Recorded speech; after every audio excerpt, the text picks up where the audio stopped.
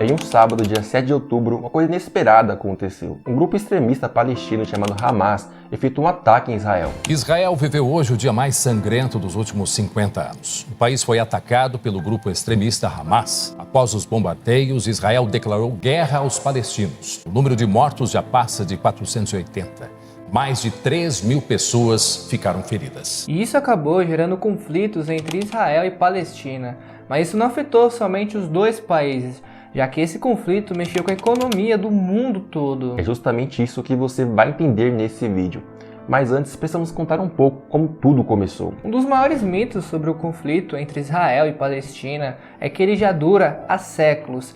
E tudo isso sobre antigos ódios religiosos. Na verdade, embora a religião esteja envolvida entre os conflitos, a principal causa da briga dos dois grupos é que eles reivindicam as mesmas terras. Isso começou a ganhar força no início do século XX. Naquela época, a região ao longo do Mediterrâneo Oriental, que hoje chamamos de Israel-Palestina, estava sob domínio otomano durante séculos. A região era religiosamente diversificada, incluindo principalmente muçulmanos e cristãos, também um pequeno número de judeus, que viviam geralmente em paz. Mas essa era de paz estava começando a mudar de duas maneiras importantes. Em primeiro, mais pessoas na região estavam desenvolvendo o sentimento de não serem apenas árabes, mas sim uma identidade nacional distinta dos palestinos. Ao mesmo tempo, não muito longe da Europa, mais judeus aderiram ao movimento chamado sionismo, que afirmava que o judaísmo não era apenas uma religião, mas sim uma nacionalidade que merecia sua própria nação. E depois de séculos de perseguição,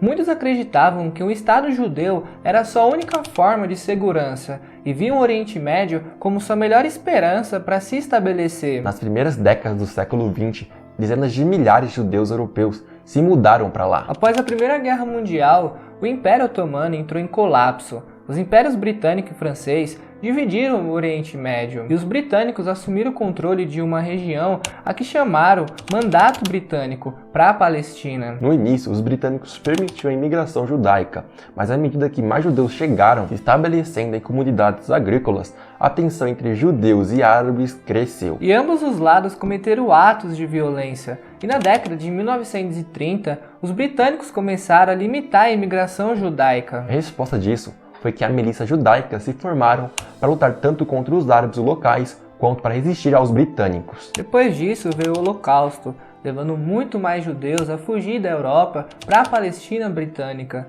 E com isso, grande parte do mundo deu apoio ao Estado judeu. E em 1947, à medida que crescia a violência religiosa entre judeus e árabes, as Nações Unidas aprovaram um plano para dividir a Palestina britânica em dois estados separados, um para os judeus, chamado Israel, e outro para os árabes, chamado Palestina. E a cidade de Jerusalém, onde judeus, muçulmanos e cristãos, todos têm locais sagrados, se tornaria uma zona internacional especial. O plano pretendia dar para os judeus propriedades para estabelecer a independência palestina e acabar com a violência que os britânicos já não conseguiam controlar. Os judeus aceitaram o plano e declararam a independência de Israel, mas os árabes de toda a região viam o plano da ONU como apenas mais um colonialismo europeu que tentava roubar as suas terras. Muitos dos estados árabes que recentemente conquistaram a independência declararam guerra a Israel, num esforço para estabelecer uma Palestina árabe unificada. Só que o novo Estado de Israel venceu a guerra,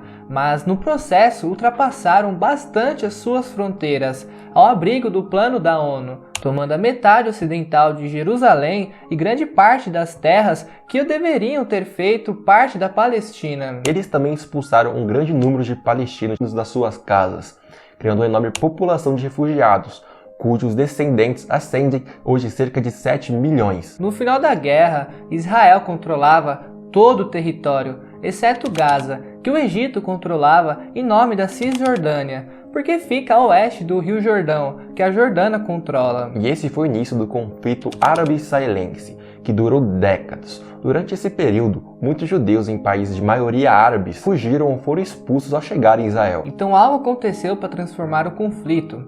Em 1967, Israel e os estados árabes vizinhos travaram outra guerra, e quando terminou, Israel tinha tomado as colinas de Golã, Síria, a Cisjordânia, Jordânia e tanto Gaza como a península do Sinai. Israel estava agora ocupando os territórios palestinos. incluindo toda Jerusalém, e agora eles eram responsáveis por governar os palestinos, o povo que lutou durante décadas. E por conta disso, Israel e Egito assinaram os acordos de Camp David, mediados pelos Estados Unidos. Só que isso foi extremamente controverso no mundo árabe. O presidente egípcio Anwar Sadat foi assassinado devido à indignação contra ele, mas marcou o início do fim do conflito árabe-israelense mais amplo. Ao longo das décadas seguintes, outros estados árabes fizeram gradualmente as pazes com Israel, mesmo aqueles que nunca tenham assinado tratados de paz formais. Mas os militares de Israel ainda ocupavam os territórios palestinos da Cisjordânia em Gaza, e foi então que o conflito se tornou uma luta israelo-palestina. A Organização para a Libertação da Palestina, formada na década de 1960 para procurar um Estado palestino, lutou contra Israel, nomeadamente através de atos de terrorismo. Inicialmente, a OLP reivindicou tudo que tinha sido da Palestina britânica. O significado é que eles queriam acabar totalmente com o Estado de Israel. Os combates entre Israel e a OLP duraram anos, só que agora não eram por causas religiosas, mas sim por território. A curto prazo, esses conflitos tornaram a ocupação muito mais dolorosa para os palestinos. Ao longo prazo, ao dividirem as terras palestinas, tornaram muito mais difícil para os palestinos terem um Estado independente. No final da década de 1980, a frustração palestina explodiu na Intifada, que é a palavra árabe para revolta. Tudo começou principalmente com protestos e os boicotes logo se tornaram violentos. Israel respondeu com força pesada. Cerca de 100 israelenses e mais de 1000 palestinos morreram na primeira Intifada. Mais ou menos na mesma época, o grupo palestino em Gaza considerou a OLP fraca e de mentalidade transigente e criou o Hamas, um grupo extremista violento e dedicado à destruição de Israel no início da década de 1990. É claro que israelistas e palestinos tiveram que fazer as pazes,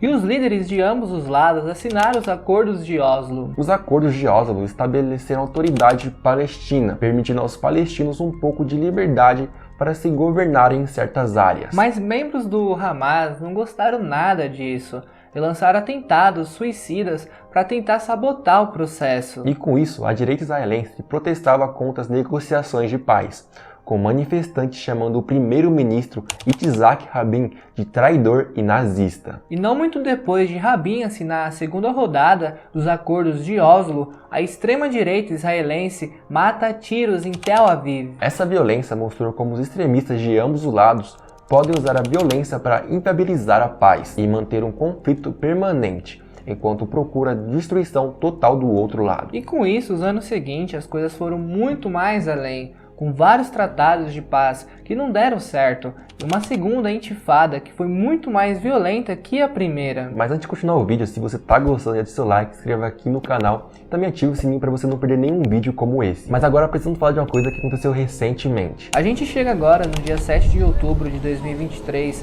onde Israel lançou uma operação militar na faixa de Gaza, em resposta a ataques de foguetes palestinos. Esse ataque mexeu totalmente com o mercado e a economia mundial.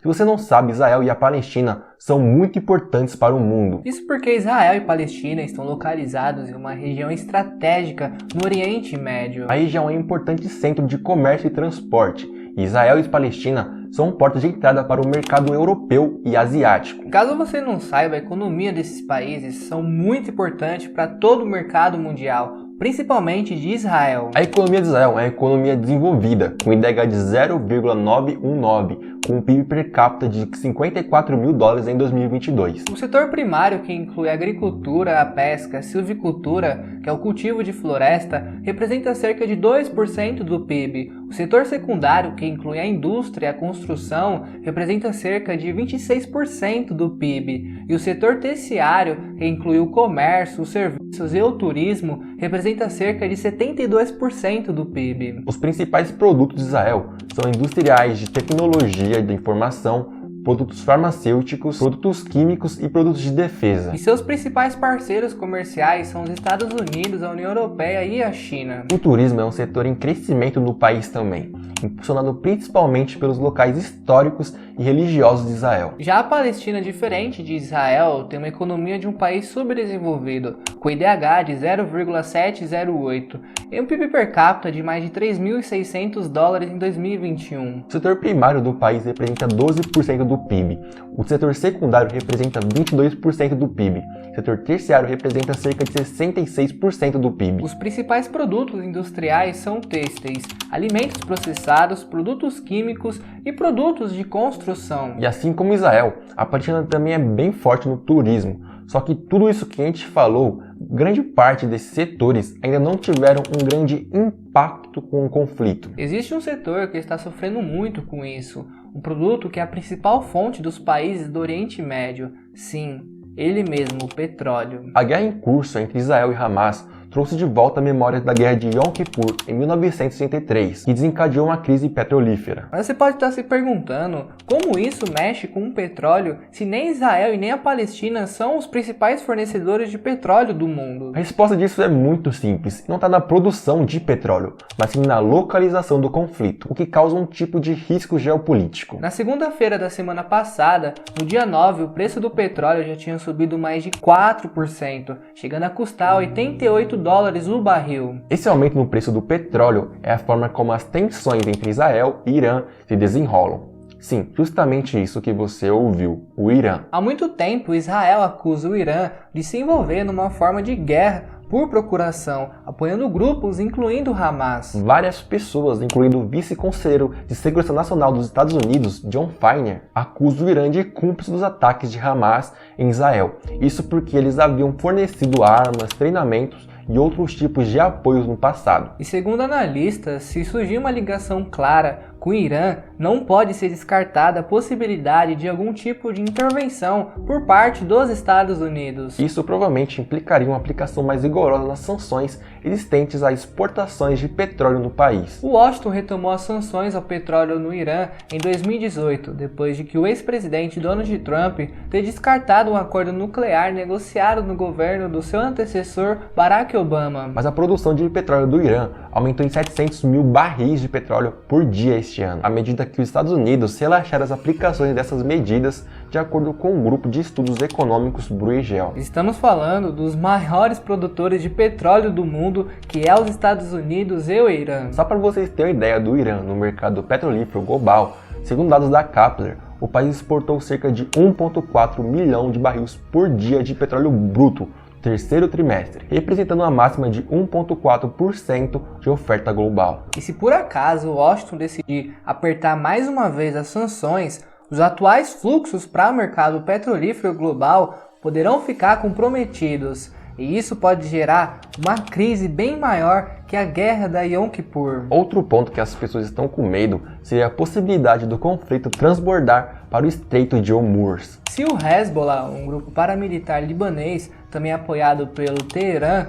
se juntar ao conflito, isso pode constituir o próximo ponto de conflito, que envolveria potências regionais maiores, como o Irã e a Arábia Saudita. Isso levaria ao total colapso do mercado global, já que estamos falando dos principais fornecedores do mundo, principalmente a Arábia Saudita, que produz mais de 10 milhões de barris de petróleo por dia. E o Brasil iria sair muito prejudicado nisso, já que o aumento do preço do petróleo, a gente veria grandes empresas como a Petrobras começarem a repassar o custo para os combustíveis, impactando diretamente na inflação. E também levaria ao aumento de algumas commodities, que seria bom para umas e ruim para outras. Isso também faria que os juros voltassem a subir para tentar combater um possível aumento da inflação, o que por consequência faria com que o dólar voltasse a subir. Mas claro que essas são algumas possibilidades, não existe nada certo, tudo pode variar. A gente só deseja que tudo isso acabe bem e que não derrame mais sangue de inocentes.